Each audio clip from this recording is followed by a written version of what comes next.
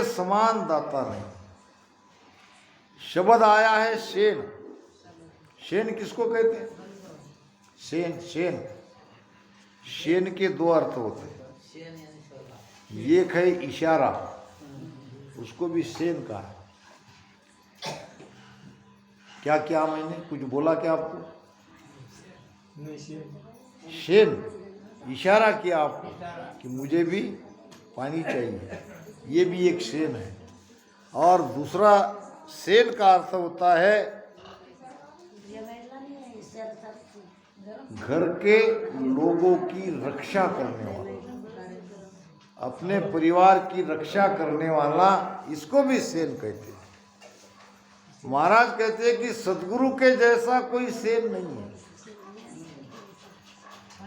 सदगुरु के जैसा दाता भी कोई नहीं है। यहां नहीं, 3 लोक में आप घूमकर देख लो, सदगुरु के समान दाता नहीं है। क्या दिया सदगुरु ने? सदगुरु ने हमें क्या क्या दिया, कभी आपने सोचा? ज्ञान ध्यान विवेक बुद्धि दे निर्मल किया, बायक बचन विचार हाल गुरु चाल सिकाई, दीन गरीबी प्रेम भाव सो दया पठाई, अकल अरत सन्मान शब्द वाणी सिर गाजे, जन सुखिया गुरुदेव शीस पर ऐसा निराजे। सदगुरु अगर देना चाहे तो क्या नहीं दे सकते? ज्ञान दिया, ध्यान दिया, बुद्धि दी, विवेक दिया, हमको निर्बल बनाया, हमको रहनी आचार विचार ये सब सिखाया। तो महाराज कहते हैं गुरु से कपट नहीं करनी चाहिए। कपट लिया आदीन तायगर जावे नहीं। मुख पर मीठा बोल गुताई, मुख पर मीठा बोल गुताई, सेणो समझणो बोले हो, सेणो समझणो बोले हो, दाव घाव सु यो उर भरियो, दाव घाव सु यो उर भरियो, सायब कहो क्या आवे हो, सायब कहो कावे हो, कपटी राम न पावे साधु, कपटी राम न पावे हो, कपटी राम न पावे हो, अंत काल पिचतावे साधु, कपटी राम न पावे हो, कपटी राम न पावे हो। मुख पर मीठा, इतना मीठा बोलते हैं। बोलने से हम समझ में आता है कि इतना मीठा बोलता है कि कितना अच्छा आदमी है। ओटात के पोटात, पोटात के ओटात, मगर कुछ कुछ लोग क्या अंदर कुछ और रहता है और बाहर में कुछ और बताते हैं। मुख से तो बहुत मीठे बोलते हैं मगर उनका हृदय दाव से घाव से भरा हुआ रहता है, कपट करता है। वो बराबर छिपा लेता है और बाहर में ऊपर ऊपर तो बहुत अच्छा बोलता है। ये नहीं चलेगा, ये कपट है। कितना भी भजन क्यों न कर लो, कपटी राम न पावे हो। और हम कहते हैं कि दीवारों की भी कान होते हैं, कहते हैं ना। एक बहुत अच्छी कथा याद आ गई, समय भी होते आ रहा है कि एक कोई राजा था और उसके सिर में थी टाट। टाट समझते हो? टाट टाट यानी कोई फुंसी, कोई फोड़े, कोई जख्म। और ये राजा ने ये मुकुट से वो सब छिपा के रखा था, किसी को पता नहीं चलने दिया कि उसके सिर में टाट है। क्योंकि अगर किसी को पता चलता कि राजा के सिर में टाट है तो उसको तुरंत राजा पद से हटा सकते थे, क्योंकि राजा बिन दाग चाहिए था। और ये राजा ने बड़ी होशियारी से वो अपने सिर में जो टाट थी, जो भी पुंसी थी, जो भी जख्म थी, वो छिपा के रखा था। अब एक दिन नाई आया राजा की कटिंग दाढ़ी बनाने के लिए। अब नाई तो वैसे भी होशियार ही रहते हैं। नाई ने राजा के बाल काटे और वो देख लिया राजा के सिर में टाट, और वो चिल्लाने लगा, राजा के सिर में टाट, राजा के सिर में टाट। राजा ने कहा, खबरदार, किसी को अगर बताओगे तो जान से मार डालूंगा। मेरा तो पद चला ही जाएगा, मगर तुम भी जीवित नहीं रहोगे। इससे बेहतर यह है कि ये राज को राज रहने दो, किसी को बताओ मत। अब उसका नाम था भप्पू नाई। अब वैसे भी पेट में बात अगर कोई किसी की रखती है तो कितनी देर तक रखेगा। अब वो राजा का जो उसने सब सिर में देखा था वो छिपा नहीं पा रहा था, किसको कहूँ, किसको कहूँ, किसको कहूँ। मगर डर भी था अपने जान का, अगर कह देता हूँ राजा को पता चलेगा तो राजा मेरी जान ले लेगा। और अंदर में वो बात थम नहीं रही थी। फिर गया जंगल में, देखा इधर उधर कोई है क्या, नहीं है। और जितनी बार बोलना था उतनी बार उसने बोला, राजा के सिर में ताट, राजा के सिर में ताट, राजा के सिर में ताट, राजा के सिर में ताट। पूरा पेट उसका खाली हो गया, आपका आप बढ़िया हो गया। अब जो भी राज मेरे पेट में था मैंने उगल दिया और किसी को पता भी नहीं चला, मेरी जान भी बच गई और मेरा पेट भी अब सही है, घर पे आ गया। अब सुना तो किसी ने नहीं, मगर कहते हैं कि भीत को भी कान रहते हैं, ये निर्जीव दीवार भी सुनती है। वैसा भी उसके साथ हुआ। ये कोई भीख मांगने वाला, 3 लोग थे भिखारी, और वहाँ से जा रहे थे और भीख के लिए जो बाजे चाहिए थे वो बाजे उनके टूट गए थे। नया बाजा बनाने के लकड़े की तलाश में थे और उनको जैसा लकड़ा चाहिए वैसा लकड़ा जंगल में मिल गया और उसके उन्होंने बनाए। एक ने बनाया किंगरी, किंगरी समझते ना, वो बस्ती हो। एक बनाया किंगरी, एक ने बनाया ढोलक उसी लकड़े से, और एक ने बनाया वो चोंड का। ये 3 बनाए और तीनों वो आए राजा की नगरी में मांगने के लिए। अब वो तो गा कुछ और रहे थे मगर उसमें से आवाज कुछ अलग आ रही थी। वो गाना ऐसा हो रहा था कि राजा के सिर में ताट, राजा के सिर में ताट। ये कौन कह रहा था? किंगरी। किंगरी में से ये आवाज आ रही थी, राजा के सिर में ताट, राजा के सिर में ताट। फिर वो चोंडका कहता था, कौन कयो, कौन कयो, कौन कयो। फिर ढोलक कहती थी, भप्पू नाई, भप्पू नाई। लोगों ने सुना बात क्या है, ये तो कोई अलग आवाज निकल रही है। तीनों 3 तरह की बात कह रहे हैं। एक कहता है कि राजा के सिर में ताट, दूसरा कहता है कौन कयो, कौन कयो, कौन कयो, वो चोंडका। और ढोलक कहता था बप्पू नाई बप्पू नाई। अब लोगों ने सुना, लोग गए बप्पू नाई के पास। क्या तुमने राजा के सिर में कुछ देखा? तुम उसकी दाढ़ी कयामत बनाने के लिए जाते हो। तो मैंने तो कुछ नहीं देखा, और देखा भी है तो मैंने किसी को कहा नहीं।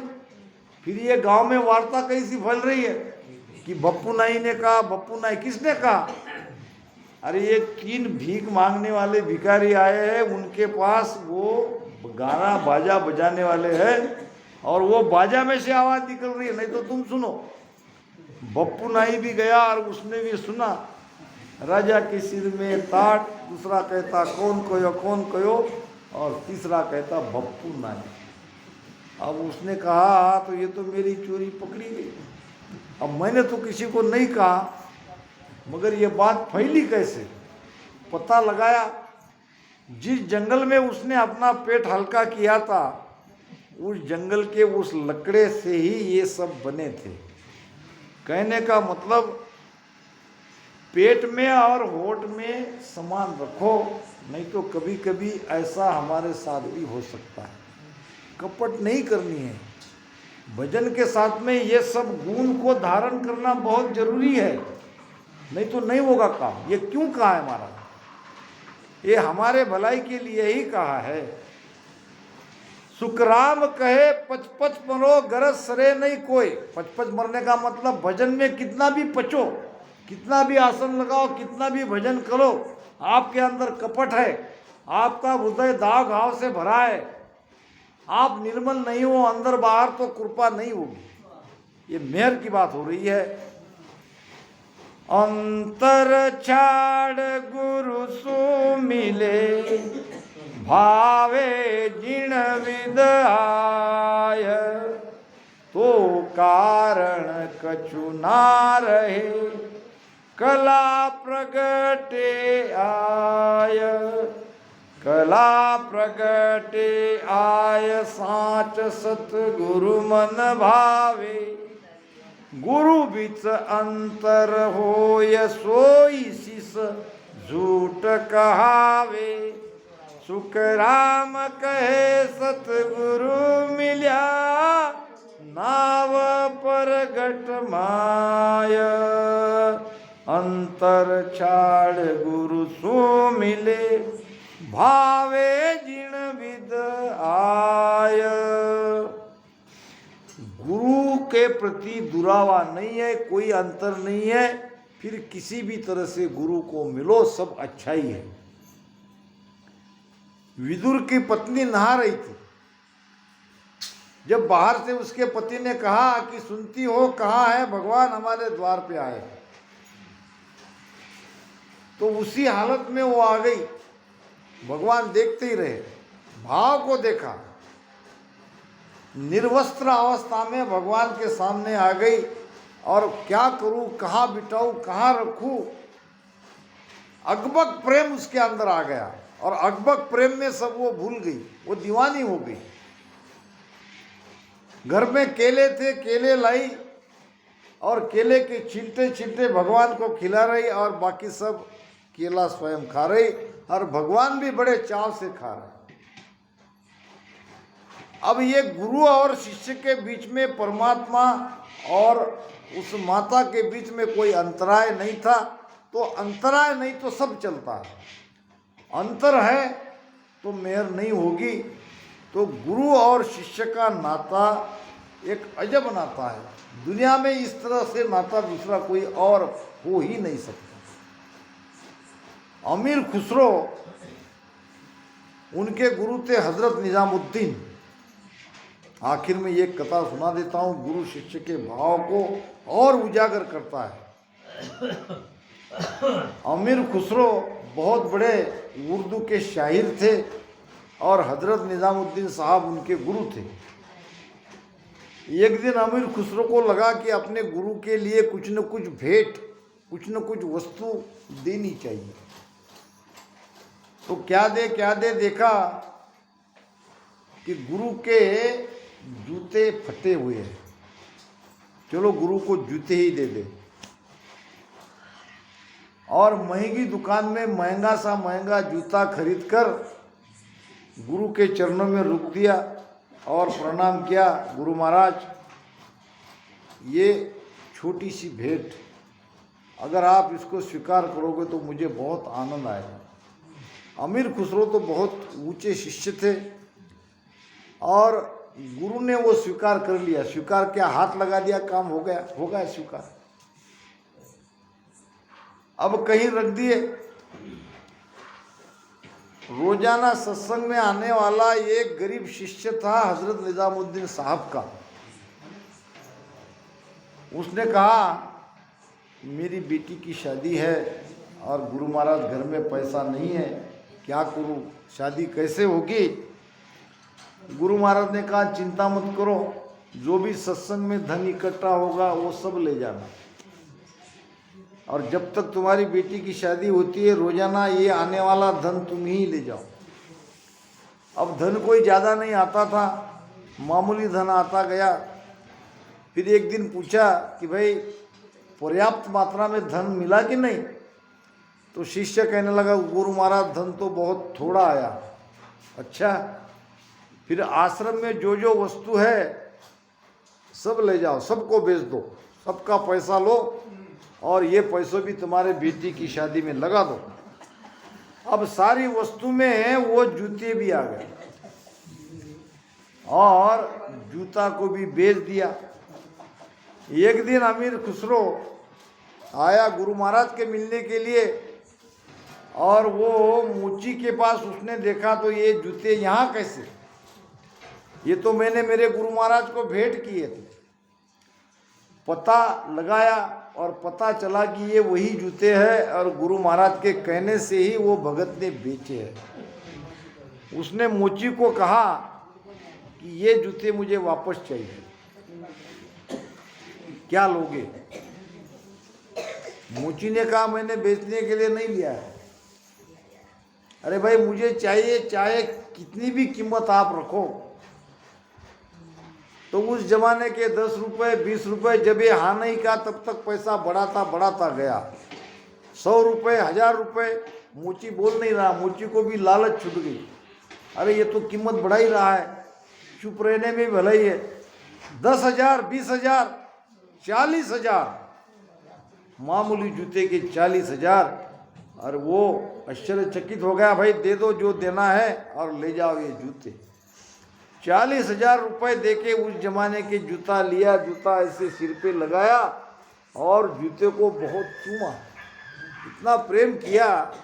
ये भाव चाहिए गुरु शिष्य के प्रति, भाव से ही प्रीति बढ़ती है और भाव से ही भजन बढ़ता है।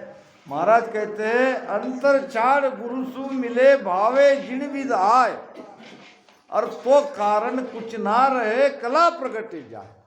अब कोई कारण बाकी नहीं रहा, आपके अंदर वो कुदरत कला प्रगटेगी। आपके और गुरु के बीच में कोई अंतराय नहीं है, आप कैसे भी गुरु को मिलो सब अच्छा। और अंतराय रख के गुरु के मिलो, यहाँ तो बाल के बराबर भी अंतर नहीं होना। सुखराम कहे संभाल मन, हृदय करो विवेक, और लोह पारस को अंतरो अंगन पलटे देख। लोहा और पारस में अगर अंतराय है तो लोहा का अंग नहीं पलटेगा। अंग पलटना है तो पारस को लोहा भिड़ा हुआ चाहिए, मिला हुआ चाहिए। कला प्रकटे आए साच सदगुरु मन भावे, और गुरु बिच अंतर होए सोई शिष झूठ कहावे। गुरु के बीच अगर अंतराय रखता है तो वो शिष्य झूठा शिष्य है। सुखराम कहे सदगुरु मिल्या नाव प्रगटे होए। सदगुरु मिलने के बाद तो कुदरत कला जगेगी, नाव प्रगटेगा। मगर इसमें एक ही अंतर है, एक ही बात है कि गुरु के प्रति अंतराय नहीं रखना है। भोले को दोषन नहीं अंगन जोवे कोय, वापर गुरु को हे तरे तुरत घिरे कहूँ तोय। तुरत घिरे कहूँ तोय अरत या कोयोई। जू ठग के आनंद जोर मूड देखा सो सोई सुख राम मन यूं खुशी हुए वो बस होशी जोय भोले को दोषण नहीं अंग न जोवे कोय। भोला बन के रहो, गुरु के सामने होशियारी मत बताओ। संसार में भी अगर तुम होशियारी बताएंगे तो सब लोग आपको ही काम बताएंगे। आगे आगे करोगे तो लोग कहेंगे भाई चलो मेरी मदद करो, और भोले बन के रहोगे, सीधे बन के रहोगे तो लोग कहेंगे इसको क्या आता है, इसको तो काम बताना ही बेकार है। भोले को महाराज यहाँ भी कह रहे हैं, समाज में भी भोला आदमी बहुत अच्छे से जीता है। ऊपर ऊपर से लगता है कि क्या इसकी जिंदगी, इसको कुछ आता नहीं, इसको कुछ समझता नहीं, और बहुत भोला है। इसकी पत्नी इसका घर चलाती है, मगर वो कितनी मज़े में है, कोई चिंता नहीं, कोई टेंशन नहीं, कोई लेना नहीं, कोई देना नहीं, सब उसकी पत्नी कोई बीवी कोई करना पड़ता है, वो तो अपने मज़े में रहता है। भोला बनना भी फायदे की बात है। भक्ति में भोला चाहिए, भक्ति में होशियारी नहीं चलती। भोले को दोषन नहीं अंगन जोवे कोई। सदगुरु भोले का अंग नहीं देखते, भोले का दोष नहीं देखते। वहाँ पर गुरु को हे तरे तुरंत घिरे कहूँ तोय, उस पर गुरु की मेहर जल्दी हो जाती है।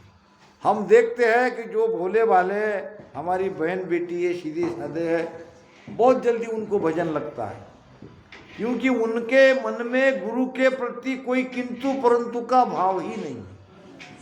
वो अंदर से कोई होशियारी वो रहते ही नहीं है, जैसा गुरु कहते वैसा बैठ जाते हैं और वो सत्ता प्रगट जाते हैं। तुरंत गिरे कहूँ तोय, उनके ऊपर तुरंत मेहर होती है।